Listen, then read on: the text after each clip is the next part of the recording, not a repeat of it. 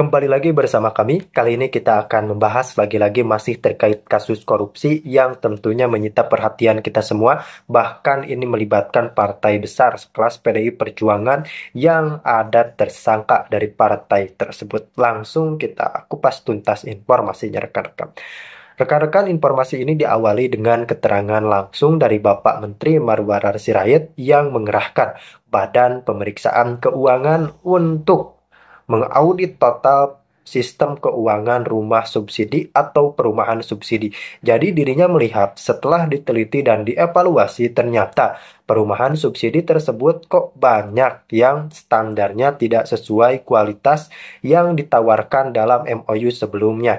Jadi dampaknya ketika terkena beberapa cuaca ekstrim di Indonesia, contohnya terkena hujan dan banjir, rumah tersebut malah cepat rusak dan ini perlu diadakannya audit total dari segi keuangan karena memang ditakutkan di dalamnya ada tindak pidana korupsi dan tentu saja ini langkah yang tepat dari Bapak Menteri Marwarar Sirait yang memang langsung berkoordinasi dengan Pak Presiden Prabowo Subianto.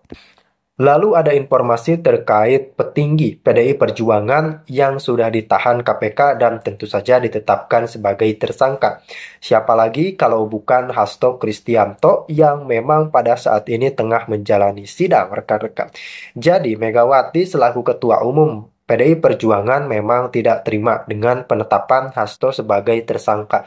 Dan dari kubu Megawati sendiri memang memandang situasi yang terjadi pada Hasto ini adalah situasi politik. Bahkan para pendukung Hasto kan ada memakai rompi orange bahwa mengatakan bahwa Hasto adalah tahanan politik yang memang sengaja ditahan untuk kepentingan politik, bukan karena pelanggaran yang dilakukan oleh Hasto itu sendiri. Padahal KPK telah membeberkan fakta dan data di lapangan yang menunjukkan keterlibatan Hasto dalam beberapa tindak pidana karena KPK mengeluarkan surat perintah penyidikan kepada Hasto Kristianto sampai 2 surat perintah penyidikan dengan pasal pelanggaran yang berbeda rekan-rekan.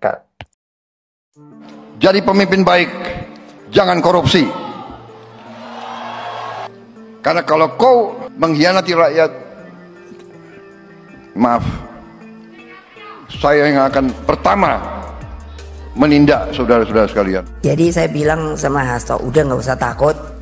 Nanti kalau kamu diambil, aku pergi ke Kapolri. Aku bilang gitu. Coba pingin apa ngomong si Kapolri itu? Loh iyalah, enak aja. Masukin itu ke media.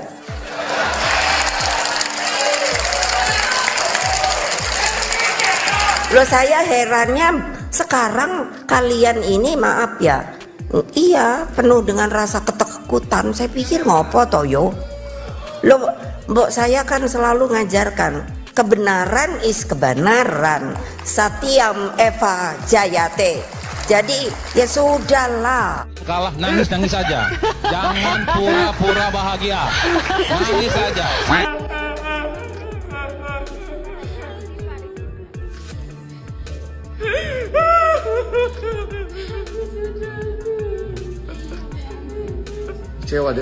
Kecewa.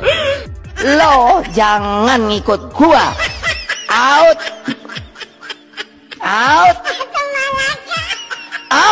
Lupa.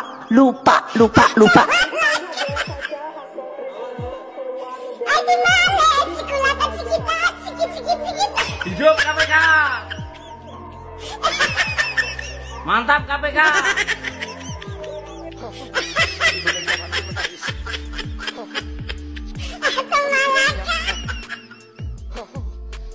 Ibu minta untuk aku bilang sama Hasto, gua pikirin dulu ya toh. Hidup KPK. Hidup KPK.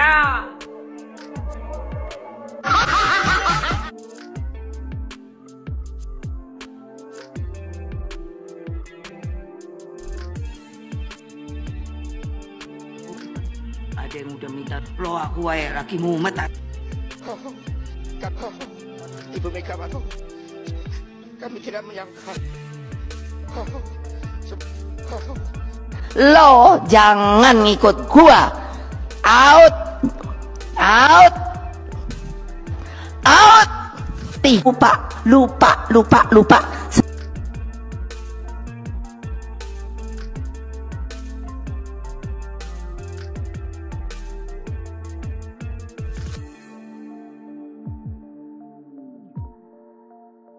Nggak tahu. Terus ini sekarang cengeng, lebih cengeng Pak Hasto ketimbang ketumnya. Betul, kalau saya nanya gitu terus nangis. Kan lo ngapain sih nangis, gue bilang. Nggak ada guna nangis. Di dalam menegakkan kebenaran di atas kebenaran itu. Karena kami percaya, kami diajari di dalam berpolitik ini, bahwa siapapun yang menggunakan segala cara tidak akan menang. Mereka akan dikalahkan oleh kekuatan rakyat itu sendiri. Apapun persatuan dengan rakyat adalah senjata yang sehebat-hebatnya. Semoga diberikan keadilan atas praktek-praktek kekuasaan yang tidak benar ini. Selamat malam, selamat berbuka puasa kepada teman-teman yang berpuasa. Tadi saya menemani Presiden berbuka puasa, sekaligus juga mau melaporkan ada beberapa hal yang sudah kita lakukan dan yang akan kita lakukan.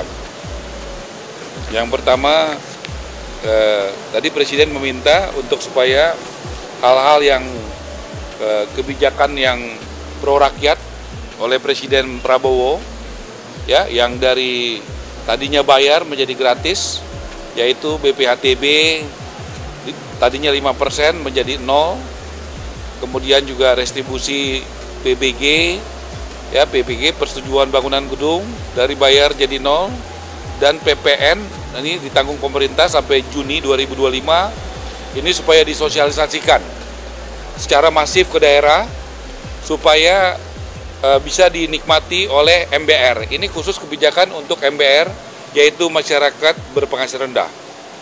Nanti pada kesempatan pertama saya akan sampaikan kepada Mendagri. Mendagri punya forum itu setiap Senin pagi untuk mensosialisasikan ini, karena nanti setiap kepala daerah, baik bupati, wali kota, itu punya instrumen namanya Perkada, peraturan kepala daerah, untuk bisa menjalankan ini sebagai payung hukum. Kemudian dari lambat menjadi cepat, ini adalah PBG, ya. PBG itu dulu 45 hari, tapi misalnya di Subang itu bisa tidak sampai 1 jam, di Gianyar bisa 14 menit, kemudian di Badung juga bisa 17 menit, Badung ini di Bali, Sumedang juga bisa 53 menit, dan Tangerang 59 menit.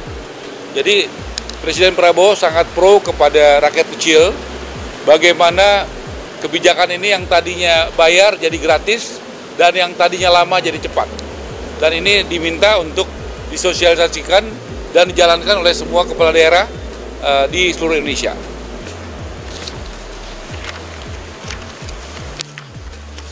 Kemudian saya laporkan progres Wisma Atlet, 3 tower itu yang Pademangan, ada 3 tower, 8, 9, 10 sudah selesai, sudah siap diserah terimakan. Nanti ada yang menghuni, ada bagi masyarakat dan juga bagi ASN, nanti yang mendistribusikannya adalah Menseknek. Ini di Wisma Atlet, karena ini adalah dulu adalah momentum yang sangat bersejarah buat bangsa kita, karena pada saat COVID itu begitu banyak dokter kita dan perawat yang berjuang, ya, yang menyelamatkan jiwa-jiwa warga Indonesia yang kena COVID. Jadi kita berusaha untuk membuatnya dengan sebaik-baiknya. Kemudian juga pembangunan tower di IKN itu yang sudah selesai 20 tower. 20 tower ini sudah selesai dan itu bisa digunakan. 20 tower sudah selesai. Kemudian ini capaian rumah subsidi FLPP. Jadi saya bisa disorot, ya. Ini datanya. Jadi yang berjalan pembangunan 9.330, ready stock 14.042, persetujuan kredit artinya dari banknya udah setuju 19.643, yang akad kredit tapi belum cair 20.603. total 63.618. Kemudian yang sudah sampai kepada masyarakat itu 69.000. Ini akad dan sudah cair. Akad tapera khusus PNS yang sudah terbangun dan akad 1.384. Jadi totalnya 134.937. Ini bank penyalurnya, ya. Dan ini asosiasi yang membangun.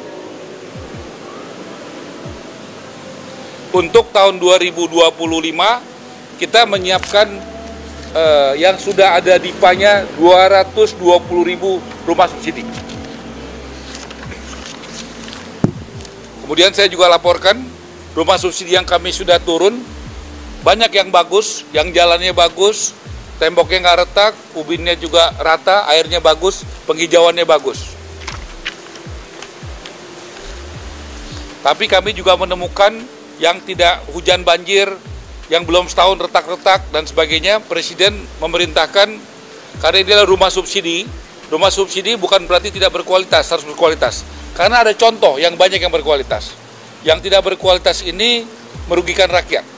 Jadi kami sudah minta audit ke BPK dan kami juga sudah sampaikan dalam pertemuan dengan KPK kemarin.